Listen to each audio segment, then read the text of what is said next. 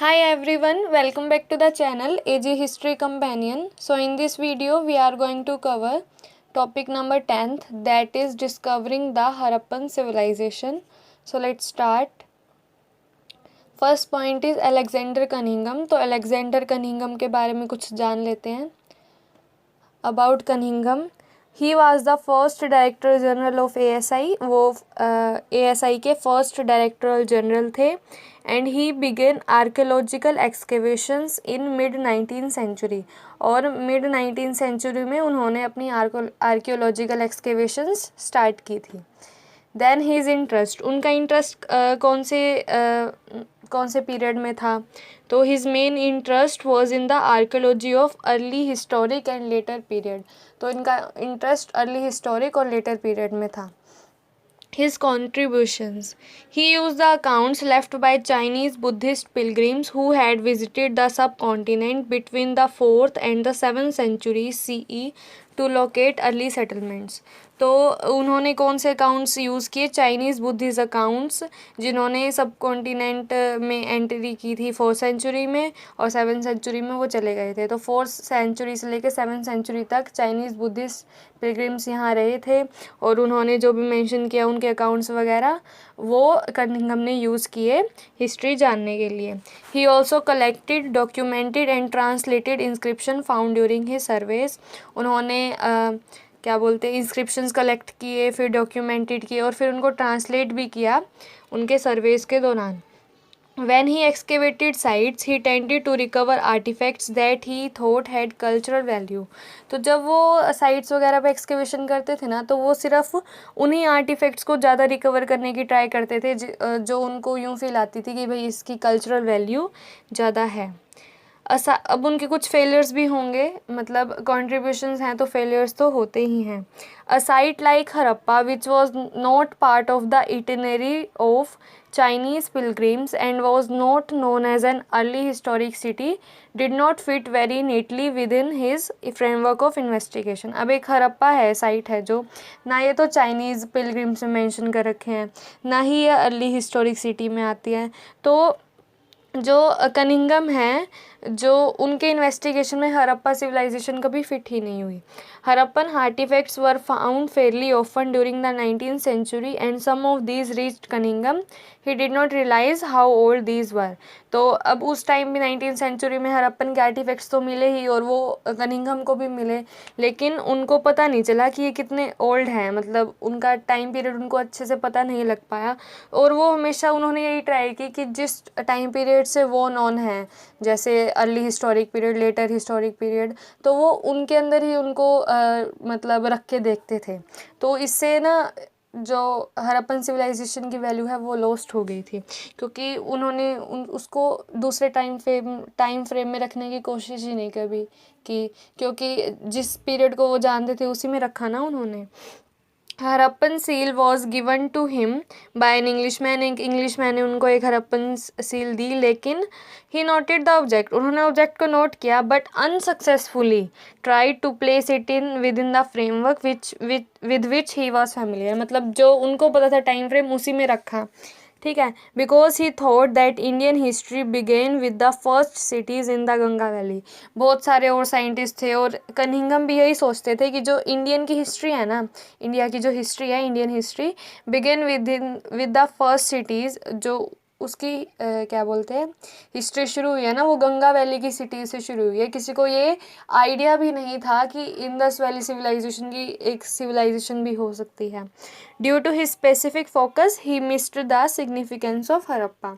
और उनके specific focus की वजह से हरप्पा की सिग्निफिकेंस लॉस्ट हो गई. Next one is John Marshall. तो अब अलेक्जेंडर कनिंघम के बाद है जॉन मार्शल. 3 आर्कियोलॉजी स्टडी करेंगे, Alexander Cunningham, John Marshall, Aryan Wheeler. तो जॉन मार्शल को पढ़ लेते हैं, उनके बारे में कुछ पॉइंट्स पढ़ लेते हैं. John Marshall was the director general of ASI in 1924. 1924 में उन्होंने अनाउंस की the discovery of new civilisation in Indus valley to the world. मतलब उन्होंने फाइंड आउट किया इंडस वैली सिविलाइजेशन को। He was the first professional archaeologist to work in India. अब हम उनके बारे में जान रहे हैं ना कि वो फर्स्ट प्रोफेशनल आर्कोलॉजिस्ट थे जिन्होंने इंडिया में वर्क किया, और वो अपना एक्सपीरियंस कहाँ कहाँ से लेके आए थे, ग्रीस एंड क्रीट। ये एक बार जो भी मैं समरी बता रही हूँ ध्यान से समझ लेना, क्योंकि इन्हीं में से आगे एमसीक्यूज निकलेंगे। समरी तो जस्ट कंसेप्ट क्लियर करने के लिए है, आगे जब आप क्वेश्चंस पढ़ोगे तब आपको ये सारे जो फैक्ट्स हैं अच्छे से याद हो जाएंगे। जैसे ग्रीस और क्रीट से आए थे, या फिर 1924 में उन्होंने डिस्कवरी अनाउंस की थी। Like Cunningham he too was interested in spectacular finds. Cunningham की तरह ही उनको भी स्पेक्टेकुलर फाइंड्स में इंटरेस्ट था। He was equally keen to look for the patterns of everyday life. Live it major changes in Indian archaeology. अब उन्होंने announce किया new civilization of Indus valley civilization, जिसकी वजह से इंडियन आर्कोलॉजी में कुछ बहुत बड़े चेंजेस आए। John Marshall stint as Director General of the ASI marked a major change in the Indian archaeology. S.N. Roy एक आर्कोलॉजिस्ट है, noted in the story of Indian archaeology। इनकी एक बुक है, उनके ऑथर है S.N. रॉय, और book का नाम क्या है, the story of the Indian archaeology. उन्होंने एक मेंशन की line, Marshall left India 3000 years older than he found her. मतलब मार्शल ने इंडिया को 3000 साल पीछे पहुंचा दिया, जो उन्होंने फाउंड किया था। मतलब उनको तो ये लगता था कि गंगा वैली से शुरू हुई सिटीज़, लेकिन 3000 साल पीछे की सिविलाइजेशन बता के मार्शल ने इंडिया को 3000 साल पीछे पहुंचा दिया। अब इनके बारे में और भी बहुत सारे पॉइंट्स हैं, जैसे because similar but unidentified seals were found at excavation at Mesopotamian sites. अब हमें ये पता ही है कि इंडस वैली सिविलाइजेशन और मेसोपोटामियन सिविलाइजेशन कंटेम्परेरियस थी, तो ऐसे ही कुछ सिमिलर सील्स मिली थी उनको मेसोपोटामिया जैसी, लेकिन उन्होंने कभी सोचा नहीं कि ये हड़प्पन सिविलाइजेशन की हो सकती हैं या हड़प्पन नाम की सिविलाइजेशन कोई होंगी। It was then the world knew not only of a new civilisation but also one contemporaneous with Mesopotamia. एक नई सिविलाइजेशन का तो पता चला ही उनको, बल्कि उनको ये भी पता चला कि वो कंटेम्परेनियस थी विद मेसोपोटामियन सिविलाइजेशन। अब मार्शल जी के भी कुछ फेलियर्स होंगे, वो देख लेते हैं। Marshall tended to excavate along regular horizontal units measured uniformly throughout the mound, ignoring the stratigraphy of a mound. Stratigraphy मतलब लेयर बाय लेयर स्टडी करना। आगे हम आपको बताएंगे स्ट्रेटिग्राफी क्या होता है। जैसे मान लो कोई लगा लो पहाड़ सा है, ठीक है, उसकी ऊपर वाली लेयर रिसेंट होगी, नीचे वाली पुरानी होगी। तो जैसे जैसे विंड और वाटर एक्टिविटीज़ होती हैं, ऊपर मिट्टी आती जाती है, तो आर्टिफैक्ट्स दबते जाते हैं। तो अगर हम उनको लेयर वाइज स्टडी करें, that is known as stratigraphy. अब लेयर वाइज स्टडी करें, पहली लेयर रिसेंट होगी, दूसरी थोड़ी पुरानी होगी, तीसरी और ज़्यादा पुरानी होगी, तो आर्टिफैक्ट्स भी तो मिलते हैं ना, नए मतलब पुराने नए हमारे लिए नहीं, लेकिन है तो पुराने टाइम के। उन्होंने स्ट्रेटिग्राफी फॉलो नहीं की, और इसका मतलब क्या किया, उन्होंने जितने भी आर्टिफैक्ट्स मिले ना, उन्होंने उनको एक ही ग्रुप में रख दिया।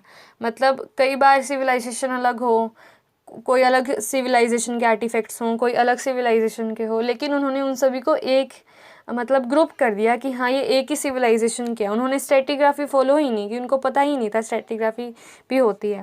तो उसकी वजह से बहुत सारी वैल्यूएबल इन्फॉर्मेशन हमारी लॉस्ट हो गई, मतलब जिससे हमें टाइम पीरियड पता चल सकता था, ऐसी बहुत सारी इन्फॉर्मेशन मिलती है स्ट्रेटिग्राफी से जो लॉस्ट हो गई। Next one is R.E.M. Wheeler. R.E.M. Wheeler के बारे में कुछ पढ़ लेते हैं। He was appointed as director general of ASI in 1944। 1924 में जॉन मार्शल ने अनाउंस की थी डिस्कवरी, 1944 में R.E.M. व्हीलर को अपॉइंट किया था as director general of ASI। अब उनके कॉन्ट्रीब्यूशन पढ़ लेते हैं। अब जो स्ट्रेटिग्राफी की प्रॉब्लम थी ना, वो R.E.M. व्हीलर ने सॉल्व की। he recognized that it was necessary to follow the stratigraphy of the mound rather than dig mechanically along uniform horizontal lines. तो उन्होंने ये रिकॉग्नाइज़ किया कि ये बहुत ज़रूरी है कि हम स्ट्रेटिग्राफी फॉलो करें ताकि हमें बहुत अच्छी इन्फॉर्मेशन मिले, ना कि हम हॉरिजॉन्टल यूनिट्स में डिग करते जाएं। As an ex army brigadier, वो एक एक्स आर्मी ब्रिगेडियर थे, he brought with him a military precision to the practice of archaeology. So next one is boundaries. तो अब आपको ये पता है कि हमारा इंडिया का डिवीज़न हो चुका है 1947 में। इंडिया और पाकिस्तान दो कंट्रीज़ बन चुकी हैं। So the frontier of Harappan civilisation have little or no connection with present day national boundaries. तो जो हड़प्पन सिविलाइजेशन का फ्रंटियर था और आज की जो प्रेजेंट डे नेशनल बाउंड्रीज है, उन दोनों का कोई कनेक्शन ही नहीं है। But after the partition and creation of Pakistan, लेकिन जैसे पार्टीशन हुआ और पाकिस्तान क्रिएट हुआ, the major sites are now in Pakistan territory. तो मेजर साइट्स पाकिस्तान टेरिटरी में हैं। तो अब इससे आर्कोलॉजिस्ट मजबूर हो गए कि पाकिस्तान में तो जा नहीं सकते, तो वो मजबूर हो गए कि वो इंडिया में ही कुछ साइट्स ढूंढे, साइट लोकेटेड इन इंडिया। तो इंडिया में कौन सी साइट्स मिली है? These spurred Indian archaeologists to try and locate sites in India. An extensive survey in Kutch has revealed a number of Harappan settlements. तो एक एक्सटेंसिव सर्वे हुआ कच्छ में, तो बहुत सारी हड़प्पन सेटलमेंट्स मिली है। Exploration in Punjab and Haryana have added to the list of Harappan sites. और पंजाब और हरियाणा में भी कुछ साइट्स मिली हैं। Kalibangan, Lothal, Rakhigarhi and most recently Dholavira have been discovered, explored and excavated as part of these efforts. Fresh exploration continue. तो कालीबंगन, लोथल एंड राखी घड़ी कुछ नई साइट्स मिली है और रिसेंटली ढोलावीरा डिस्कवर की गई है और फ्रेश एक्सप्लोरेशंस कंटिन्यू, मतलब अभी भी एक्सकेवेशंस और एक्सप्लोरेशंस चल रही हैं। न्यू इश्यूज अज्यूम्ड इम्पोर्टेंस, अब कुछ नए इश्यूज भी आ गए हैं। सम और archaeologist are often keen to obtain a culture sequence, कुछ आर्कोलॉजिस्ट सिर्फ कल्चर सीक्वेंस देख रहे हैं। Others try to understand the logic underlying the location of specific sites. और जो अदर आर्कोलॉजिस्ट है वो क्या ट्राई कर रहे हैं? वो ट्राई कर रहे हैं कि उनको कोई लॉजिक मिले कि ये साइट्स यहीं पे क्यों हैं। मतलब या तो पानी का लॉजिक हो सकता है कि वो इंडस वैली के आसपास ही हैं सिविलाइजेशन, मतलब साइट्स, तो वो लॉजिक ढूंढ रहे हैं। They also grapple with the wealth of artefacts trying to figure out the functions these may have served. तो उन्होंने उनको मतलब बहुत सारे आर्टिफैक्ट्स मिल रहे हैं, आर्टिफैक्ट्स की बारिश हो रही है, तो वो फिगर आउट कर रहे हैं कि इन आर्टिफैक्ट्स का फंक्शन क्या है। Growing international interest in Harappan archaeology, अब इंटरनेशनल इंटरेस्ट भी बहुत बढ़ रहा है हड़प्पन आर्कोलॉजी में। Specialist from the subcontinent and abroad have been jointly working at both Harappa and Mohenjodaro. They are using modern scientific techniques including surface exploration to recover traces of clay, stone, metal and plant and animal remains as well as to minutely analyze every scrap of available evidence। तो वो modern scientific techniques हैं वो use कर रहे हैं, जैसे surface exploration हो गया, ताकि वो clay, stone, metal, plants and animal remains, जो भी एविडेंसेस बचे हैं, जो भी ट्रेसेस बचे हैं, उनको रिकवर करें और वैल्यूएबल इंफॉर्मेशन गेन कर सकें। These exploration promise to yield interesting results in future. और आर्कोलॉजिस्ट को ये लगता है कि ये जो एक्सप्लोरेशंस हो रही है ना, पक्का कोई ना कोई इंटरेस्टिंग रिजल्ट निकलेगा फ्यूचर में। अब हम पढ़ लेते हैं स्ट्रेटिग्राफी, पहले साइट पढ़ते हैं। Archaeological sites are found through the production, use and discarding of materials and structure. For example, archaeological sites कैसी बनी? अब कोई भी मटेरियल है, अब हम उसको प्रोड्यूस करेंगे, उसका यूज़ करेंगे, उसको डिस्कार्ड करेंगे, तो हमें पता चल जाएगा ना, वहाँ पे उसके रिमेन्स तो मिलेंगे ही मटेरियल्स के। तो हमें ये पता चल जाएगा कि आर्कियोलॉजिकल साइट्स हैं, यहाँ पे रिमेन्स मिले हैं, तो यहाँ पे एक्सकेवेशन करना चाहिए। सो सिंपल है कि साइट्स कैसे पता चलती है? जहाँ पे हमें मटेरियल मिला है, यूज़ किया हुआ, डिस्कार्ड किया हुआ, यहाँ पे जहाँ पे मटेरियल की प्रोडक्शन होती थी वो आर्कियोलॉजिकल साइट्स बन जाती है, फिर वहाँ पे एक्सकेवेशन शुरू हो जाती है। Next point is mounts. अब माउंट्स क्या होता है? When people continue to live in the same place. For example कि पहले पहले अर्ली हड़प्पन्स आए, फिर मैच्योर हड़प्पन्स आए, फिर लेटर हड़प्पन्स आए, मतलब 3 अलग अलग टाइम पीरियड में आए ना, अलग अलग वो लोग आए। When people continue to live in the same place, लेकिन उनके प्लेसेस सेम थे, कई प्लेसेस सेम थे, तो वो सेम प्लेस पे 3 अलग अलग लोग रह के गए हैं। Their constant use and reuse of landscape results in the build-up of occupational debris। तो जो लैंड यूज़ कर रहे हैं उसका कांस्टेंट यूज़ हो रहा है, मतलब बीच में यूँ नहीं कि बहुत 1000 सालों बाद कोई और लोग आए हों, लेकिन वो लैंड तो कांस्टेंट यूज़ हो रहा है, रीयूज़ हो रहा है। तो उसका रिजल्ट क्या होता है कि वहाँ पे ऑक्यूपेशनल डेब्रिस बन जाती है। मतलब फॉर एग्जांपल कि अर्ली हड़प्पन्स आए, उन्होंने आर्टिफैक्ट्स वगैरह यूज़ किए, ठीक है, तो उनके आर्टिफैक्ट्स यूज़ हो गए, वहाँ पे उनका मतलब कुछ एविडेंसेस छोड़ दिए उन्होंने उनके। फिर मैच्योर हड़प्पन्स आए, अब मैच्योर हड़प्पन्स के अलग आर्टिफैक्ट्स होंगे, तो अर्ली हड़प्पन्स के नीचे ज़मीन में दब गए, फिर मैच्योर के दब गए, फिर लेटर के दब गए, मतलब ऐसे ऐसे माउंड बनता जाता है, मतलब ऑक्यूपेशनल डेब्रिस बन जाता है, ठीक है। Brief or permanent abandonments result in alteration of the landscape by wind and water activity and erosion। और छोटा कोई अबेंडमेंट हो गया या परमानेंट अबेंडमेंट हो गया साइट का, उसका रिजल्ट क्या होता है कि जो लैंडस्केप है उसी में चेंजेस आ जाएंगे। कैसे चेंजेस, किसकी वजह से आएंगे? विंड और वाटर एक्टिविटी या इरोजन। फॉर एग्जांपल कि धोलावीरा एक साइट है, उसका अबेंडमेंट हो गया, ठीक है, मतलब वहाँ पे लोग रहना बंद कर दिए, मतलब खाली होगी बिल्कुल, ठीक है, तो रिजल्ट क्या आएगा? लैंडस्केप में चेंजेस आ जाएंगे। कांस्टेंट यूज़ हो रहा है तो क्या होगा? डेब्रिस बन जाएगा। अगर कांस्टेंट यूज़ नहीं हो रहा है तो क्या होगा? चेंजेस आ जाएंगे लैंडस्केप में, फिर वो लोगों के रहने की जगह नहीं रहेगी, वहाँ पे विंड एक्टिविटीज़ होंगी, वाटर एक्टिविटीज़ होगी, सॉइल इरोजन होगा, तो उसकी वजह से लैंडस्केप में चेंजेस आ जाते हैं। अब occupations are detected by traces of ancient material found in layers. अब ऑक्यूपेशंस कैसे पता चले लोगों के? तो वो जो ट्रेसेस मिले हैं पुराने मटेरियल्स के found in layers. For example पहले अर्ली हिस्टोरिक आए तो उनके आर्टिफैक्ट्स मिले हैं, फिर थोड़ी देर अबेंडमेंट हो गया तो वहाँ पे सॉइल मिली है, फिर ऊपर मैच्योर हड़प्पन्स आए, एक लेयर में मैच्योर हड़प्पन के आर्टिफैक्ट्स मिले हैं, फिर सॉइल आ गई क्योंकि अमेंडमेंट हो गया, विंड चेंजेस हुए, वाटर चेंजेस हुए, मतलब ऐसे ऐसे लेयर्स बनती जाती हैं। Next is differ from one another in colour, texture and the artefacts that are found in them. अब उनमें डिफरेंसेस क्या होता है? कलर के डिफरेंसेस होते हैं, टेक्सचर डिफरेंट होता है, और जो उसमें आर्टिफैक्ट्स मिलते हैं वो भी तो डिफरेंट होते हैं। Abandonment or desertions, which what are called sterile layers, can be identified by the absence of such traces। अब हमें ये कैसे पता चलेगा कि इस साइड का अबेंडमेंट हो गया या डेजर्शन हो गया? तो उस जहाँ जिस लेयर का अबेंडमेंट हो गया, मतलब फॉर एग्जांपल अबेंडमेंट हो गया, तो उस लेयर को बोलेंगे स्टीराइल लेयर। पहले तो ये याद कर लो। तो वो पता कैसे चलेगा कि ये स्टीराइल लेयर है? क्योंकि वहाँ पे ऐसे ट्रेसेस मिलेंगे ही नहीं, क्योंकि वहाँ पे तो लोग उस टाइम तो लोग रहते ही नहीं थे, तो उस टाइम आर्टिफैक्ट्स नहीं मिलेंगे।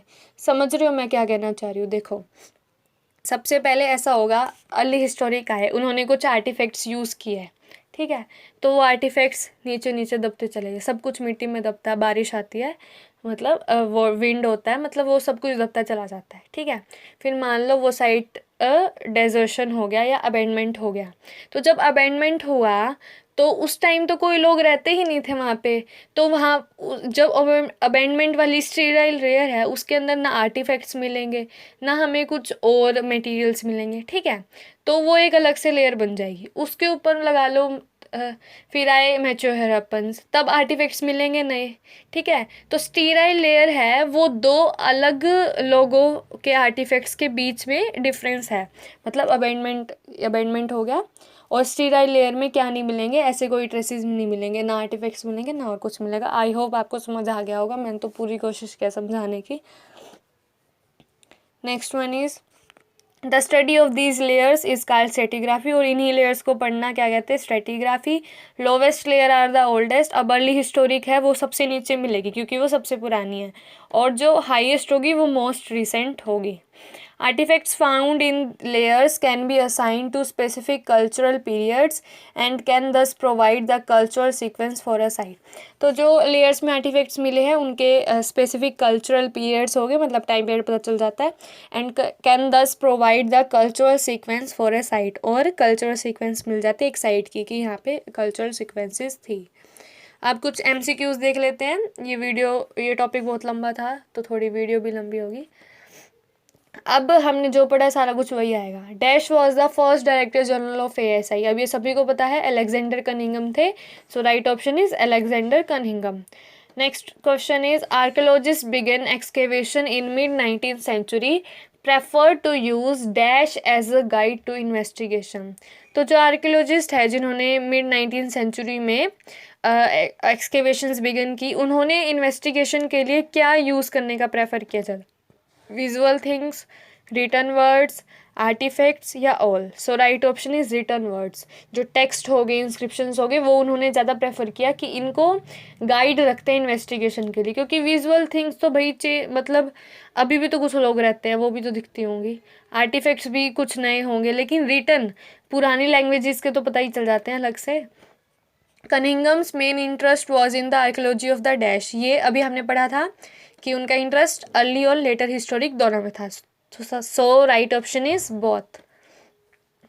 Next question is Cunningham use the account left by dash pilgrims. तो कौन से पिलग्रिम्स आए थे? Options are Italian, Sri Lankan, Japanese, Chinese, Buddhist. So right option is Chinese Buddhist. Chinese Buddhist pilgrims visited the सब continent between. तो कौन सी century में आए थे? 4th and 7th centuries CE। Next question is when Cunningham's excavated sites which kind of artefact did he recover. तो उन्होंने कौन से आर्टिफैक्ट को रिकवर करने की ट्राई की? अभी हमने पढ़ा था जिसकी कल्चरल वैल्यू हो। So right option is C, cultural valued. Next question is why did Harappa did not fit very neatly within the framework of Cunningham's investigation. तो जो हड़प्पा है वो कनिंघम की इन्वेस्टिगेशन के फ्रेमवर्क में क्यों फिट नहीं हुआ? Options are not part of itinerary of Chinese pilgrims, not known as early historic city, both, none. So right option is both. ना वो चाइनीज पिलग्रिम्स के पार्ट थे, ना ही वो अर्ली हिस्टोरिक सिटीज़ के पार्ट थे। अर्ली हिस्टोरिक सिटी में उनका इंटरेस्ट था और उन्होंने काउंट्स कौन से यूज़ किए? चाइनीज पिलग्रिम्स के। तो दोनों से ही अलग थे वो, तो वो उनके फ्रेमवर्क में सेट नहीं हुए। So right option is, reasons क्या हैं? दोनों सही हैं। Next question is a Harappan seal was given to him by an Englishman, he noted the object and dash to place it in the correct time frame. तो वो successful हुए थे, unsuccessful हुए थे? सभी को पता है अनसक्सेसफुल हुए थे। Next is what was Cunningham's misconception about Indian history. तो इंडियन हिस्ट्री के लिए क्या मिसकंसेप्शन थी?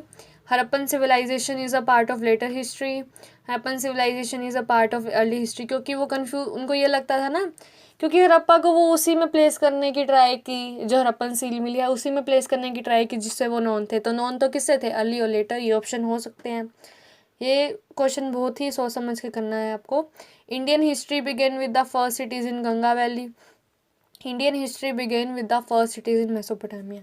So right option is Indian history begin with the first cities in Ganga valley. उनके माइंड में मिसकंसेप्शन ये थी कि इंडियन हिस्ट्री वो कहाँ से शुरू हुई है? गंगा वैली से शुरू हुई है। ठीक है, वो उनके माइंड में मिसकंसेप्शन थी। लेकिन जो ये है ना, Harappan civilisation is a part of later history, वो उसको रख रहे थे, वो उनकी कोई मिसकंसेप्शन नहीं थी। उन्होंने ये थोड़ा ना सोचा था कि ये इसी का पार्ट होगी, वो तो उसको धक्के से चेप रहे थे।